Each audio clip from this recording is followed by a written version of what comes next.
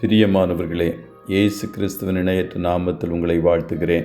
இந்த மன்னா டுடே என்ற டெய்லி பாட்காஸ்டை கேட்கிற உங்கள் ஒவ்வொருவரையும் கர்த்தர் ஆசீர்வதிப்பாராக.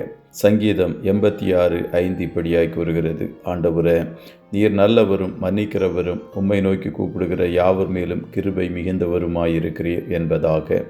மன்னித்து விடுவார், ஹீ வில் ஃபர்கிவ் என்ற தலைப்பின் கீழ் இன்றைய மன்னாவை தியானிக்கப் போகிறோம். பின்மாற்றத்தில் இருக்கும் ஜனங்கள் பின்மாற்றத்திலேயே மடிவது ஆண்டவருடைய சித்தமல்ல. ஒருவேளை நீங்கள் பின்மாற்றத்தில் இருக்கிறீர்களா என்று தெரியாமல் அந்த அறிவு இல்லாமல் இருப்பீர்கள் என்றால் பின்மாற்றத்திற்குரிய அறிகுறிகளை தெரிந்து கொள்ளுங்கள். பின்மாற்றத்திற்கான அறிகுறிகள்: பாவம் செய்வது பழகி போயிருக்கும், ஜெப வாழ்விலும் வசனம் தியானிக்கும் வாழ்விலும் ஆர்வம் குறைந்திருக்கும், திருப்தியும் தேக்கமும் வாழ்வில் காணப்படும். இவைகளில் ஏதாவது அறிகுறிகள் உங்கள் வாழ்வில் தென்படுகிறதா? அப்படி என்றால் நீங்கள் விழித்து கொள்ள வேண்டிய முக்கியமான கட்டத்தில் இருக்கிறீர்கள். பின்மாற்றத்திலிருந்து தப்பித்துக்கொள்ள நமக்கு இயேசுவே வழி என்பதை அறிந்து கொள்ள வேண்டும். யூதாஸ் காரியோத்து பாவம் செய்து இயேசுவிடம் வருவதற்கு பதிலாக மனிதர்களிடம் ஓடினான். பின்பு நான்று கொண்டு செத்தான். பேதுருவும் பாவம் செய்தான், ஆனால் அவன் மனம் திரும்பி இயேசுவிடம் வந்தான். இயேசுவிடம் வருகிறவர்களுக்கு மன்னிப்பு உண்டு, காரணம் அவர் மன்னிக்கிறவர். யோவான் 6:37 இயேசு வாக்கு கொடுக்கிறார்: பிதாவானவர் எனக்கு கொடுக்கிற யாவும் என்னிடத்தில் வரும், என்னிடத்தில் வருகிறவனை நான் புறம்பே தள்ளுவதில்லை என்பதாக. உங்கள் பாவங்கள் சிவேரென்றிருந்தாலும் உறைந்த மழையைப் போல வெண்மையாகும், அவைகள் இரத்தாம்பர சிவப்பாய் இருந்தாலும் பஞ்சை போலாகும் என்று ஏசாயா 1:18 வாக்கு கொடுக்கிறார். அதுபோல தான் மேற்குறிப்பிட்ட வசனத்தின்படி அவர் நல்லவரும் மன்னிக்கிறவருமாயிருக்கிறார்.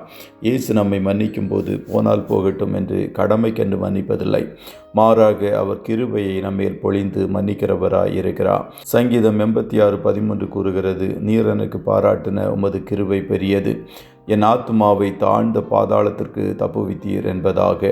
இளைய குமாரன் மீண்டும் தகப்பன் வீட்டிற்கு வந்தபோது தகப்பன் அன்போடு அவன் பாவத்தை நினையாமல் கட்டி அணைத்து கொண்டான் என்று வேதத்தை வாசிக்கும் போது அறிந்து கொள்கிறோம். அதுபோல தான் பின்மாற்றத்தில் இருந்தாலும் இன்று இயேசுவிடம் வந்து விடுங்கள், அவர் உங்கள் பாவங்களை எல்லாம் மன்னித்து விடுவார். சிலுவையில் இயேசு தொங்கிக் கொண்டிருந்த போது பிதாவே, இவர்களுக்கு மன்னியும் என்று சொன்னாரே, நிச்சயமாகவே அவர் உங்கள் பாவங்களை மன்னிப்பார். கர்த்தர் உங்கள் ஒவ்வொருவரையும் ஆசீர்வதிப்பாராக. ஜெபம் செய்வோமா?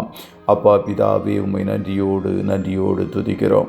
இந்த மன்னா டுடே டெய்லி பாட்காஸ்டை கேட்கிற முடிய பிள்ளைகள் ஒவ்வொருவரையும் கர்த்தர் ஆசீர்வதிப்பீராக. எங்கள் மீறுதல்கள் அக்கிரமங்கள் எவ்வளவு பெரியவைகளாய் காணப்பட்டாலும் அவற்றையெல்லாம் மன்னிப்பதற்கு நீர் தயை பெருத்தவராய் காணப்படுகிறீரே, அதற்காய் கோடி ஸ்தோத்திரம். பாவத்தின் பாரத்தினால் சோர்ந்து போய் காணப்படுகிற உடைய பிள்ளைகள் உம்மண்டை திரும்பி வரும்போது மன்னித்து மறந்து ஒவ்வொருவரையும் நீர் விடுவிக்கப் போகிறீரே, அதற்காய் கோடி ஸ்தோத்திரம். பாவங்களை மறைக்கிறவர்களுக்கு வாழ்வு இல்லை, அறிக்கை செய்து விட்டு விடுகிறவர்களுக்கு இரக்கம் உண்டு என்று வாக்கு கொடுத்தவன். யார் யார் இப்பொழுது எந்தெந்த மீறுதல்களுக்காக உடைய முகத்தை நோக்கி பார்க்கிறார்களோ அத்தனை பேரையும் மன்னித்து மறப்பீராக.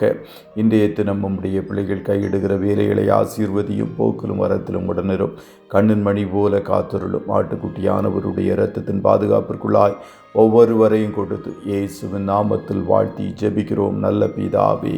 ஆமேன், ஆமேன்.